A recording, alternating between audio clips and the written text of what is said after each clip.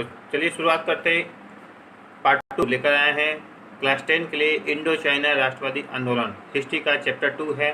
Part 1 की हमने चर्चा कर चुके हैं इसके महत्वपूर्ण तथ्यों का। अब आते हैं चैप्टर में क्या क्या पॉइंट है और क्या क्या कहानी है, उस कहानी की जिक्र करते हैं पार्ट 2 में। ठीक है, तो शुरुआत किया जाए।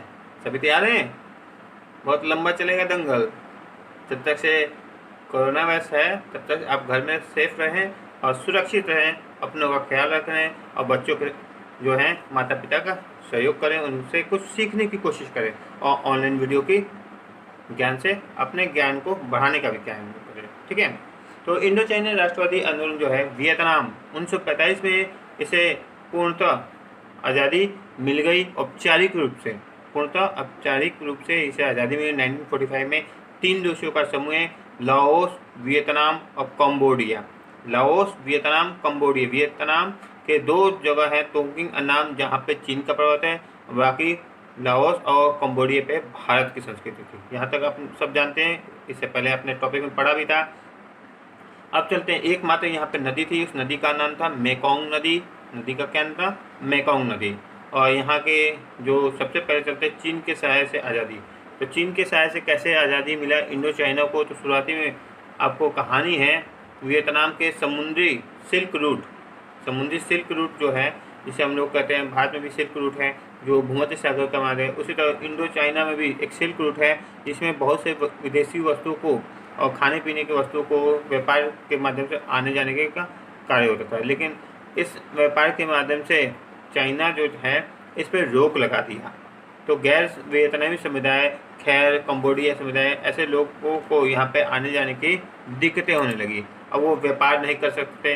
वहाँ पे एक बंदरगाह है फाइफो बंदरगाह, जिसमें व्यापारियों को प्रतिबंध लगाया गया, उस पर टैक्स लगाया गया, जिसका बाद में विरोध किया गया और चीन के 25 से वियतनाम के लोगों ने आज़ादी करने का निर्णय लिया। अब आते हैं औपनिवेशिक वर्चस्व और उसका विरोध। औपनिवेशिक मतलब का अर्थ कहते हैं, औपनिवेशिक मतलब दूसरी संस्कृति कल्चर का, किसी देश की संस्कृति कल्चर का दूसरे देश पे थोपना, लादना, ये जबरदस्ती मनवाना औपनिवेशवाद कहते हैं। जिसे इंग्लैंड के लोग मतलब ईस्ट इंडिया कंपनी, अंग्रेज भारत में है तो अपनी संस्कृति कल्चर, खान पान, पोशाक सब चीज़ भारत पे थोपना चाहते थे, लादना चाहते थे, तो वो है उपनिवेशवाद।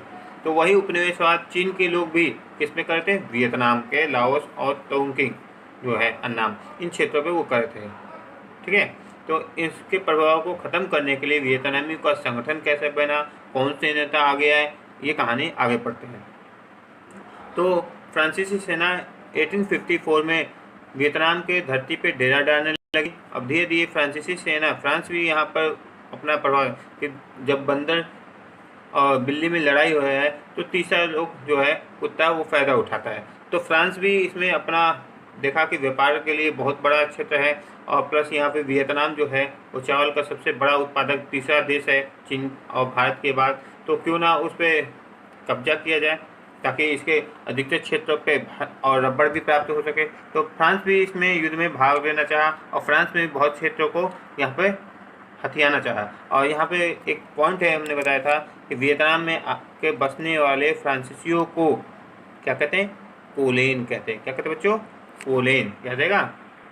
1887 में 1887 ईस्वी में फ्रेंच इंडो चाइना का गठन किया गया। पहले इंडो चाइना था, अब फ्रेंच इंडो चाइना, को फ्रांस भी आ चुका है तो इसलिए फ्रेंच इंडो चाइना का गठन किया गया। एक मशहूर नेत्रहीन चित्रकार, एक शायर न्यूयेन डिएन च्यू, थोड़ा चाइनीज नाम है, उसको याद कर लीजिएगा। 1882 से 1888 तक एक दुर्दशा व्यक्त की, वियतनामी लोगों का एक शोक व्यक्त किया। मैं चीर अंधकार में जीने को तैयार हूँ, गद्दारों का मुंह देखने मुझे मंजूर नहीं, मुझे कोई अजमात जात ना दिखे, कोई बात नहीं, किसी इंसान की पीड़ा मुझे मंजूर नहीं, मैं कुछ ना देखूँ, कोई बात नहीं, वतन के छिन-भिन होते ही मैं देख नहीं सकता। मतलब वियतनाम में जो ये फ्रांस और जो अंग थी चीन का प्रभाव था, जिसके कारण वियतनामी का वर्चस्व खत्म हो रहा था, उस पर इस नेत्रहीन शायर ने लिखा था और वियतनामी दुर्दशा को व्यक्त करने का काम किया था। तो इनकी प्रेरणा से बहुत से फ्रांसीसियों को उपनिवेशवाद को मानने के इनकार कर दिए। अब इंडो चाइना में फ्रांस को आने की क्या जरूरत है, जबकि वहाँ पे चीन का प्रभाव तो था ही, तो इंडो चाइना को क्यों आने में, आपको फ्रांस देश को क्यों आने की जरूरत। तो फ्रांसीसी उपनिवेशवाद की जरूरत इसलिए माना गया है, एक ज़माने में प्राकृतिक संसाधनों को हासिल करना, प्राकृतिक संसाधन कोयला, पेट्रोलियम, खनिज जो भी हैं, उन संसाधनों को जुटाने के लिए तो प्राकृतिक संसाधनों को जुटाने के लिए, सात सम्राटों को जुटाने के लिए उपनिवेशवाद को बनाना जरूरी माना गया था। तो यूरोप के लोग मानते थे कि अगर वो शिक्षित है, सभ्य हैं और संसाधनों में विकसित है, तो उन देशों का संसाधनों का उपयोग करें जो विकसित नहीं है, उन्हें भी सभ्य बनाने का दायित्व वही माने जाते थे। तो मतलब उनका उत्तरदायित्व है कि विकसित देशों का, कि जो अविकासशील देश है उनका विकास करना, उनके संसाधनों का उपयोग करना, उनकी सभ्यता की रोशनी, उन तक भी सभ्यता की रोशनी को पहुँचाना। ये कौन मानते थे? यूरोपियन देश, मतलब सब फ्रांस उसमें आता है। इस कारण फ्रांस जो है उपनिवेशवाद कहाँ पर लागू किया? इंडो चाइना में, वियतनाम में आकर प्रवेश किया। 1931 में वियतनाम चावल उत्पादक निर्यातक देशों में तृतीय स्थान था, और इस निर्यातक स्थान को प्राप्त करने के लिए जो चीन है वहाँ पर एक रेलवे नेटवर्क का निर्माण किया, और वो रेलवे नेटवर्क यान प्रांत तक जाता था। यह 1910 में बनकर तैयार हुआ, और एक रेलवे लाइन बिछाई गई जो कंबोडिया की राजधानी नामपेन, कंबोडिया की राजधानी क्या है? नामपेन के रास्ते होते हुए वियतनाम, जो श्याम देश किसको बोले पहले बताएं, थाईलैंड का नाम पहले था श्याम देश, वहाँ तक जाता था। और इस रास्ते से इंडो चाइना के रबड़ और चावल जो जाता था चीन तक के प्रांतों में, यान प्रांत तक। अब आपके जहन में क्वेश्चन होगा कि क्या उपनिवेशवाद में विकास करना जरूरी है? क्या उपनिवेशवाद से किसी देश का विकास हो सकता है? तो आप कल्पना कर रहे होंगे कि भारत में जब ईस्ट इंडिया कंपनी आई तो भारत में रेलवे का विस्तार हुआ, सड़कों का विस्तार हुआ, ठीक है, बहुत से फैक्ट्रियों का निर्माण हुआ। उससे पहले क्या नहीं था? उससे पहले नहीं था। उपनिवेशवाद में कुछ विकास तो होते हैं, लेकिन विकास सिर्फ किसके लिए होता है? उन देशों के लिए होता है जो उपनिवेशवाद लागू करे, अपने संसाधनों को नोच के देश के संसाधनों को वो ले जाने के लिए विकास करते हैं, ताकि उनको दिक्कतें ना हो उन संसाधनों को ले जाने, इसलिए वो विकास करते हैं। तो उपनिवेशवाद में विकास नहीं होता, उस देश के संसाधन का नुकसान होता है, उसकी जनसंख्या का शोषण होता है। तो उपनिवेशवाद एक अच्छी चीज़ नहीं। उपनिवेशवाद में शिक्षा मिलेगा, आपको सड़कें मिलेंगी, रोजगार मिलेगा, लेकिन वो कहीं ना कहीं आप दूसरे की तरह आप किसी के अंदर में गुलाम रहेंगे। इसी तरह वियतनाम के उपनिवेशवाद में अर्थव्यवस्था के क्षेत्र में चावल की खेती होती थी, रबड़ों के बगानों पे लोग मजदूर आश्रित थे। तो उनमें था एक तरफा अनुबंधन, जिसकी चर्चा कर चुके थे। एक तरफा अनुबंधन क्या है कि बगान में आके काम करने का इजाज़त था, लेकिन बगान से जाने की इजाज़त किसी भी मजदूर को नहीं था। वो था एक तरफा अनुबंधन, और वो चावल और रबड़ के बगान में, बड़े बड़े बगानों में ये मजदूर वियतनामी लोग काम करते थे। ज़बरदस्ती इनको पकड़ के काम कराया जाता था। अगर इन अनुबंधनों से कोई अगर भागने की कोशिश करता है तो उन्हें पकड़ कर जेल डाल दिया जाता था, ठीक है, या उन्हें मार भी दिया जाता था अमीर वर्गों के द्वारा जो फ्रांस और चीन के शासक थे। अब किसी देश में उपनिवेशवाद होता है तो क्या क्या बदलाव आते हैं? तो इंडो चाइना से समझते हैं कि इंडो चाइना में जब उपनिवेशवाद फ्रांस और चीन का था तो उसमें क्या क्या बदलाव? तो सबसे पहले सभ्य बनने की विचारधारा लाई गई, उनका शोषण करने के लिए, सभ्य बनाने के लिए। सभ्य मतलब जो वियतनामी थे जिन्हें असभ्य माना जाता था, तो फ्रांसीसी लोग मानते थे कि जो वियतनामी लोग है वो असभ्य है, वो संस्कृति सभ्यता से को जानते नहीं, तो सबसे पहले उन्हें सभ्य बनाया जाए। इसके लिए उन्होंने सबसे पहले उनके धर्मों को बदला, उनके संस्कृति को बदला, उनके खान पान, उनके पोशाक, उनके रहन सहन, उनके चाल ढाल, सब चीज़ को बदलने की कोशिश किया। इसके लिए उन्होंने सबसे अच्छा जरिया सुना शिक्षा, और शिक्षा के जरिए तो लोगों के पूर्णतः स्वभाव में बदलाव होता है, उनकी संस्कृति, कल्चर, सब चीज़ बदल जाता है, जिसे आपको आधुनिक सोच, शिक्षा की एक भाषा, जिसके कारण फ्रांसीसी लोगों ने एक शिक्षा के लिए टोकिंग फ्री स्कूल चलाया। टोकिंग फ्री स्कूल 1907 में ये स्कूल को शुरुआत की गई, जिसमें इनका मुख्य उद्देश्य था 3 चीज़ों का शिक्षा देना: विज्ञान, स्वच्छता और तीसरा फ्रांसीसी भाषा। इन तीनों चीज़ों की शिक्षा 1907 में टोकिंग फ्री स्कूल में दी जाने लगी। और उनका था कि सबसे पहले वियतनामी लोगों का बालों का कटिंग करना है, जिसके लिए उन्होंने आपको श्लोक भी चलाया था कि इन्हें कहते थे नकलची माहिर वियतनामी लोगों को। इनके लिए एक बाल कटिंग स्लोक भी चलाया गया कि छोटे छोटे बाल रखो, छोटे छोटे कैंची, और इसके द्वारा इनके बालों को काटा गया। इनके वेशभूषा में बदलाव किया गया ताकि ये वियतनामी जो है वो फ्रांसीसियों की तरह दिखने लगे और फ्रांसीसी भाषा को अपनाने लगे, विज्ञान को, और ताकि वो वियतनामी संस्कृति कल्चर को वो छोड़ दे। ठीक है, यहाँ तक स्कूल कॉलेजों में वियतनामी और वियतनामी भाषाओं को हटाकर फ्रांसीसी शिक्षकों को लाया गया और वियतनामी के जगह पे जो वियतनामी भाषा है उसको हटा के फ्रांसीसी भाषा को पढ़ाया जाने लगा। और फ्रांसीसी में ये पढ़ाया जाता था कि वियतनामी लोग असभ्य है, इनकी सभ्यता और संस्कृति का विकसित करना फ्रांसीसियों का कर्तव्य है, फ्रांसीसी जो करे वो अच्छा है।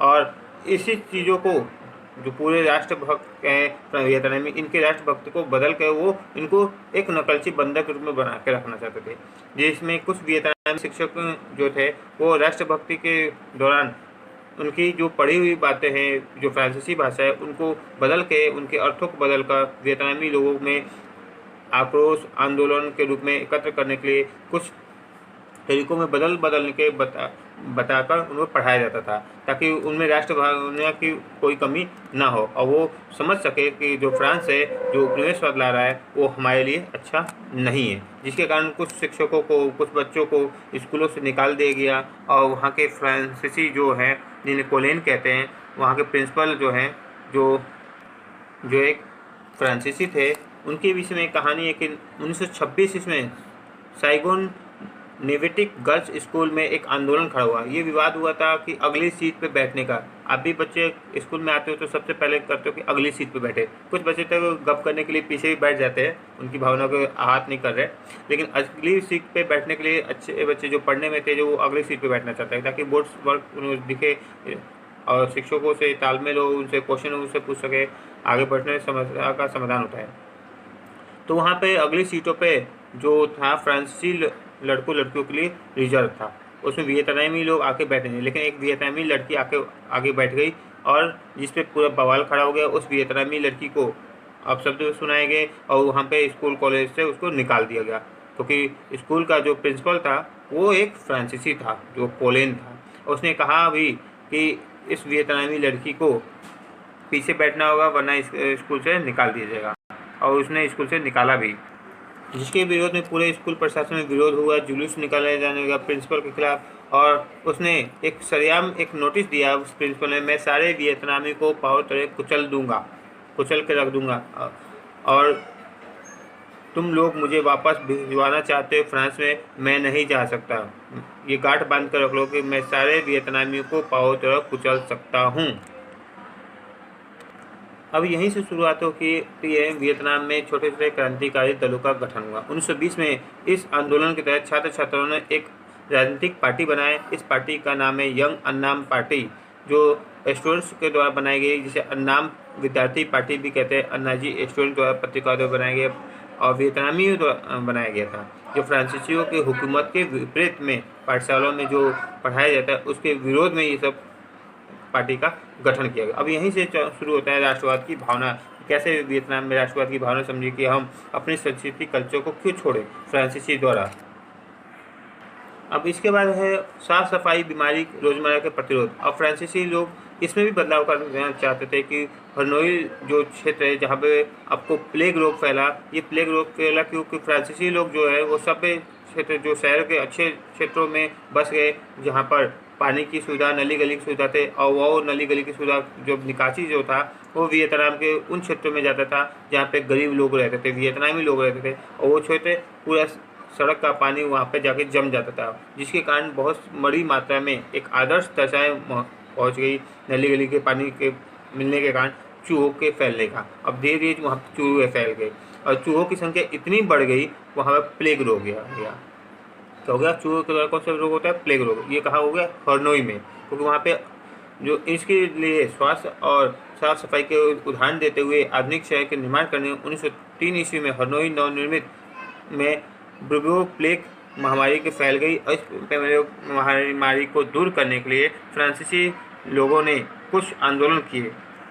इन आंदोलनों में चूहों को पकड़ने के लिए एक मुहिम चलाई गई। 1902 में चूहों को पकड़ने की एक बड़ी मुहिम चलाई गई 30 मई तक लगभग 20,000 चूहों को पकड़ा गया और इन चूहों को पकड़ने के लिए रखा किसके लिए? वियतनामी लोगों को। अब वियतनामी लोग को अच्छा खासा पैसा मिलता रहा था चूहों को पकड़ने के लिए, तो वो लोग क्या करते थे? चूहा पालना शुरू कर देते थे और वो चूहा पकड़ते थे और ले जाके जमा कर देते फ्रांसीसी लोगों और वो इनाम पाते थे। इनकी भरत फ्रांसीसी लोगों को पड़ गई और उन्होंने कहा कि अब जो भी चूहों को पकड़ेगा उसको आप काट कर पोंछ लेके आएगा, अर्थात उसको मारने के बाद उसका पोंछ लेके आएगा ताकि वो चूहों को है और तभी उनको इनाम दिया जाए। तो ये बहुत रोचक कहानी है कि चूहों को पकड़ कर उनको पोंछ कर काट कर वियतनामी लोग इनाम के लालच में लेके आते थे और इस तरह प्लेग रोग धीरे धीरे पूरे हनोई में फैल चुका था। इसको ख़त्म करने के लिए वियतनामी लोग ही आए, क्योंकि खुद तो स्वच्छ और साफ सफाई जगह पर फ्रांसीसी लोग रहते थे, लेकिन वियतनामी लोगों को असभ्यता की तरह रखना जानते थे। उनके स्वास्थ्य शिक्षा चिकित्सा सबसे में बदलाव करने, इसलिए उन्होंने अगला फोकस किया धर्म पर और धीरे धीरे उनके धर्म को बदलने के लिए उपनिवेशवाद का इसमें भी डालना शुरू किए। तो उन्हें लोगों को, जो वियतनामी लोग गए, उन्हें बौद्ध धर्म, कन्फ्यूशियन धर्म के रीति रिवाजों को हटाकर फ्रांसीसी मिशनरियों वियतनामी ईसाई धर्म का बीज डालने लगे। अब उन्हें क्या बनाने लगे? बौद्ध धर्म से ईसाई धर्म बनाने के लिए वो अग्रसर प्रयास करने लगे। कौन? फ्रांसीसी लोग, जिसके कारण 1868 में 1868 ईस्वी में स्कॉलर रिवोल्ट मतलब विद्वानों का विद्रोह, फ्रांसीसी कब्जे में ईसाई धर्म का प्रसार के खिलाफ यह आंदोलन शुरू हुआ वियतनामियों द्वारा 28वीं सदी में, कि जो विद्वानों द्वारा है कि फ्रांसीसी के द्वारा जो धर्म परिवर्तन किया जाता है, जो वियतनामी लोगों का, उनके बालों को कटिंग किया जाता है, उनकी शिक्षा चिकित्सा सब चीज़ में बदलाव किया जाता है, उनके एकदम सभ्य बनाने की कोशिश किया जाता है ताकि वो फ्रांस की तरह बन जाए और उनके एक गुलाम बन के रहे। ठीक है। अब कुछ वियतनामी को आधुनिक बनने की चाह भी थी। अब कुछ लोग चाहते थे कि ये तो अच्छी बात है, हम लोग क्या है अनपढ़ गवार की तरह देहाती की तरह रहते थे, बड़े बड़े बाल रखते थे, असभ्य की तरह रहते थे, तो क्यों ना आधुनिक बनने की चाह है, फ्रांस की तरह बना जाए। इसी बीच में चीन ने भी अपना परिचय जापान की तरह पूर्व की ओर चलो नारा भी दिया गया था। तो अगले पार्ट में हम लोग पढ़े थे कि वो लोग पूर्व की ओर क्यों चला गया, पूर्व की ओर चलो का नारा क्यों दिया गया, आधुनिक बनने की चाह क्या थी। नेक्स्ट टॉपिक में पढ़ेंगे, नेक्स्ट पार्ट में। ठीक है, आज के लिए इतना ही काफ़ी है। धन्यवाद।